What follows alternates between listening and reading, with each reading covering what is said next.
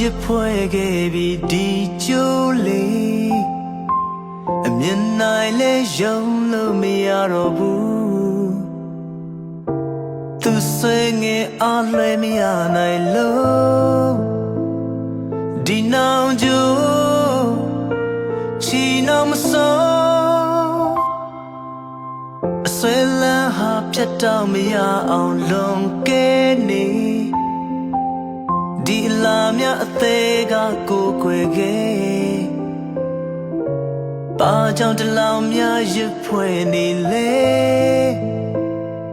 ဒီနောင်ကျိုး